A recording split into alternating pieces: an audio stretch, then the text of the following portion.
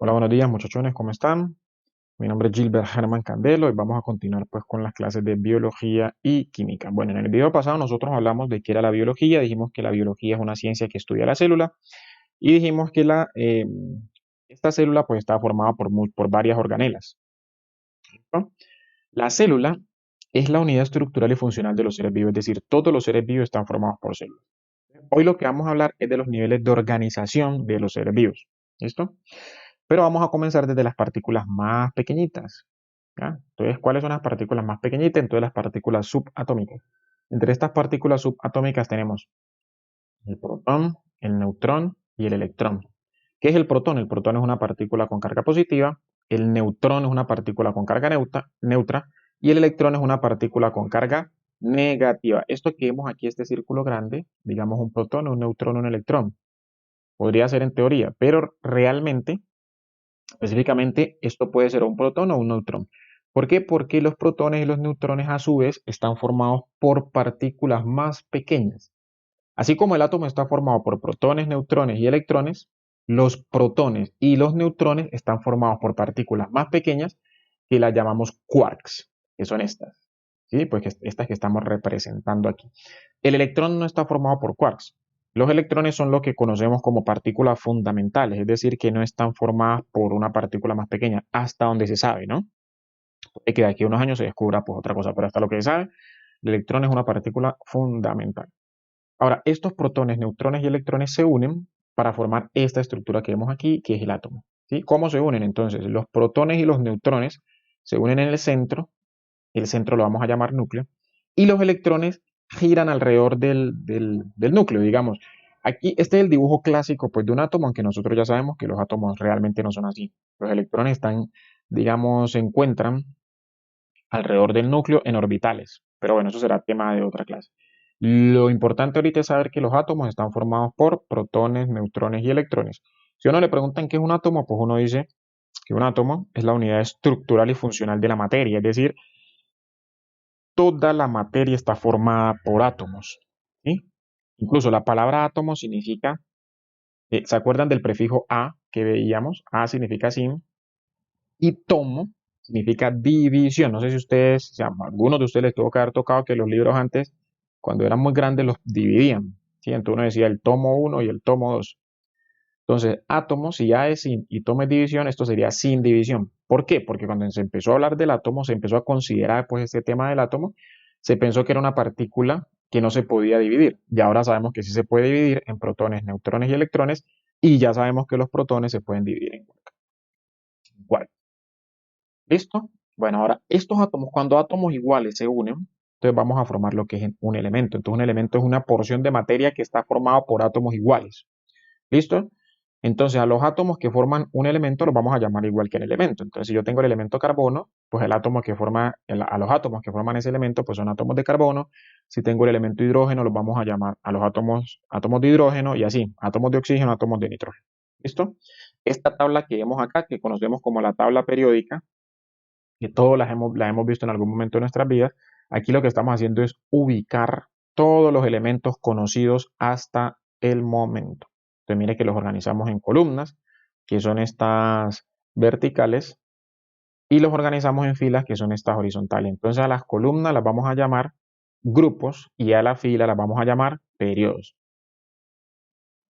Vemos que cada elemento pues tiene una letra, ¿no? La letra es el símbolo del elemento. Por ejemplo, la H es el hidrógeno, la C es el carbono, la N es el nitrógeno, en fin. ¿Listo? Ahora, estos elementos se van a unir de forma fija para formar unas estructuras que vamos a llamar moléculas. ¿Listo? O sea, las moléculas es cuando varios elementos se unen y forman una estructura que ya es fija. Por ejemplo, aquí tenemos la molécula del agua. El agua siempre va a estar formada por un oxígeno y dos hidrógenos de esta forma, formando unos ángulos específicos. ¿Listo? Entonces a esto nosotros llamamos la molécula de agua. Esto es una molécula chiquitica. Pero digamos, hay moléculas mucho más grandes y entre esas moléculas más grandes, o sea, esas macromoléculas, hay unas que conforman los seres vivos. A esas moléculas grandes que vamos a encontrar en las células, que son re importantes para el buen funcionamiento de la célula, las vamos a llamar biomoléculas. Acuérdense que bio es de vida, ¿no? O sea, de célula, en últimas. Listo, entonces entre estas biomoléculas tenemos los carbohidratos, los lípidos, las proteínas y los ácidos nucleicos.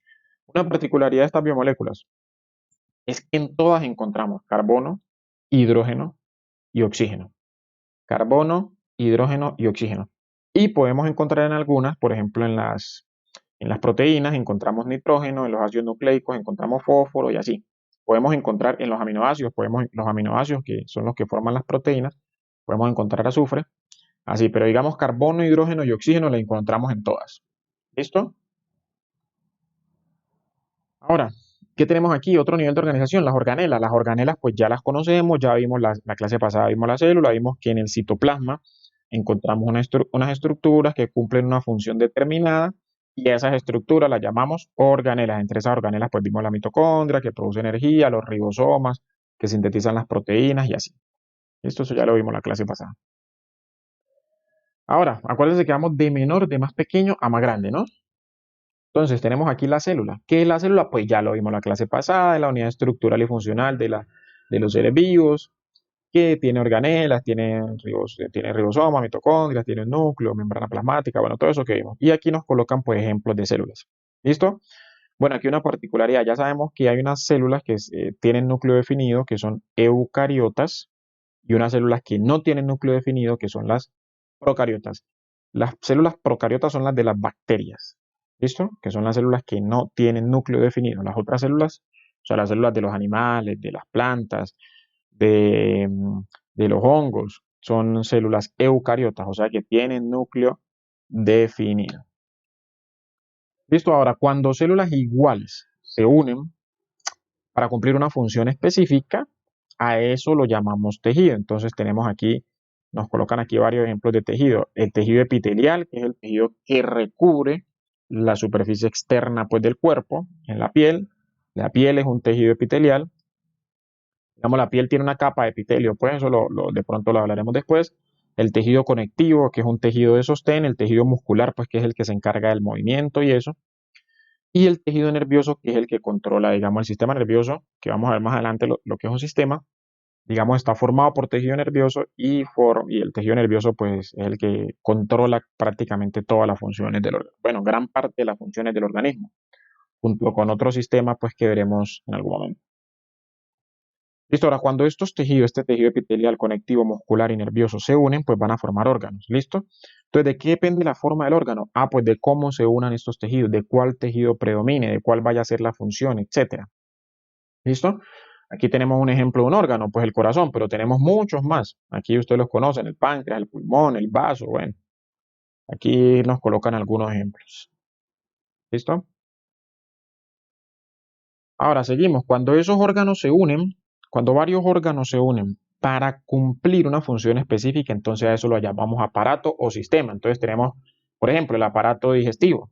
Entonces nos dicen, el aparato digestivo está formado por qué? Ah, pues por la boca, por la faringe, el esófago, el estómago, el intestino delgado, el intestino grueso. Y todos esos órganos se unen para una función que es ¿cuál? La digestión.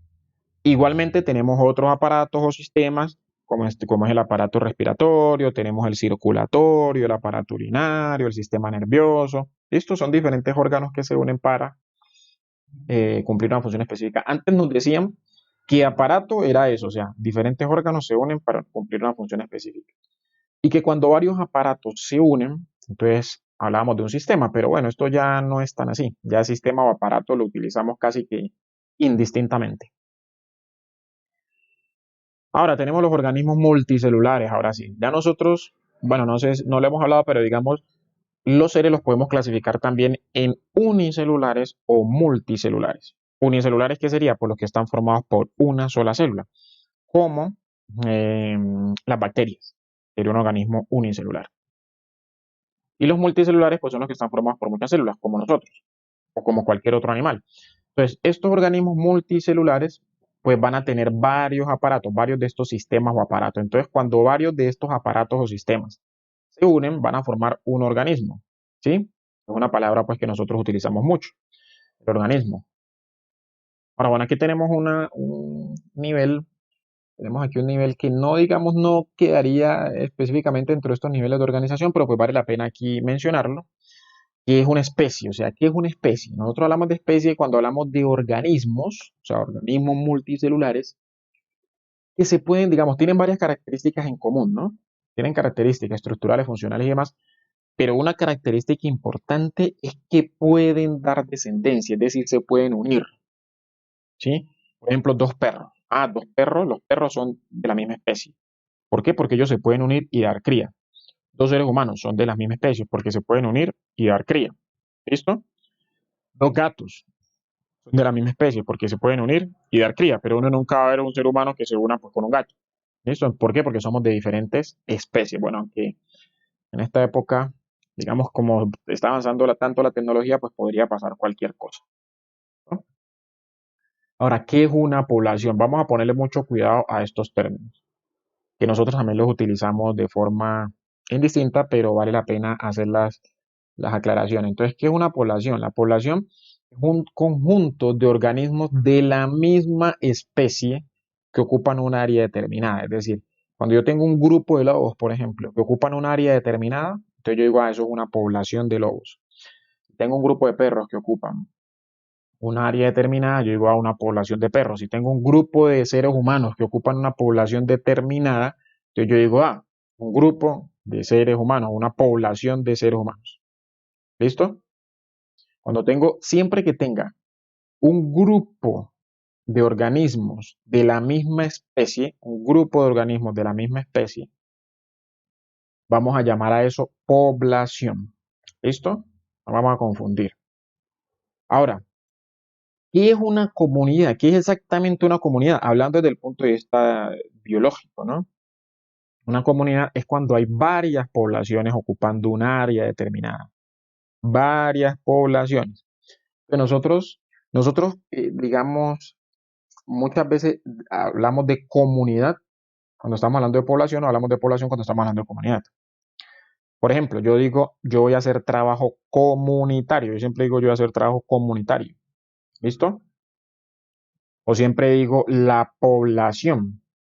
Entonces ya sabemos que cuando hablemos de población estamos hablando de organismos de la misma especie que están en un área determinada. Cuando hablemos de comunidad es cuando hay varias poblaciones. Es decir, por ejemplo, eh, digamos un barrio de Cali, Valle de Lili, por ejemplo. En Valle de Lili, sí, en Valle de Lili hay seres humanos, hay perros, hay plantas, que también las plantas que harían aquí. Entonces, si se conjugan esas varias poblaciones, nosotros hablamos de una comunidad. Si vivieran solamente seres humanos, si no hubieran plantas ni animales ni nada, entonces diríamos que eso es una población. ¿Listo? Ese es más o menos ese es más o menos pues la idea de qué es una comunidad y qué es una población. Listo. Ahora, ¿qué es un ecosistema? Entonces, el ecosistema ya es un nivel más arriba de la comunidad. Ya en el ecosistema es cuando vamos a incluir, además de las comunidades, o sea, además de estas poblaciones y comunidades, que serían los seres bióticos, aquí estamos hablando de seres bióticos, o sea, seres que tienen vida, tanto en población como en comunidad. Cuando hablamos de un ecosistema ya estamos hablando de los seres abióticos. Abióticos es lo que no tiene vida, o sea, los inertes. Entonces ya estamos hablando de la lluvia, de los pastizales, mire, de todo lo que no tenga, de las rocas, del desierto, del agua, ¿sí? De todo lo que no tenga vida, todos los seres inertes. ¿Listo? Estamos hablando de los bióticos y de los abióticos. Y por último, pues tenemos la biosfera. Entonces, ¿qué es la biosfera? La biosfera es la zona de la Tierra donde hay vida. La zona de la Tierra donde hay vida. ¿Listo? Entonces, ¿qué incluye esto? Incluye, pues, la Tierra, o sea, la superficie terrestre como tal, que es donde vivimos nosotros, los animales, etcétera. Animales y las plantas.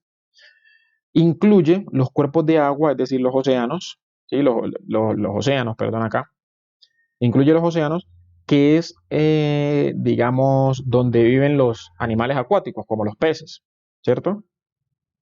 Y tenemos la parte inferior de la atmósfera, que es donde viven los animales que vuelan, por ejemplo, las aves. ¿Listo? Entonces, a esa capa, es decir, la parte inferior de la atmósfera, los océanos y la Tierra, la superficie terrestre, a eso lo vamos a llamar biosfera. ¿Listo? Bueno, entonces esos son los niveles de organización. Ahora, ¿qué tienen que hacer ustedes? Escuchar el video despacio, tratar de aprenderse los términos, jugar con esos términos, pues para tratar de entenderlos y de aprenderlos. Y no se olviden de que debemos buscar el conocimiento siempre desde la cuna hasta la tumba.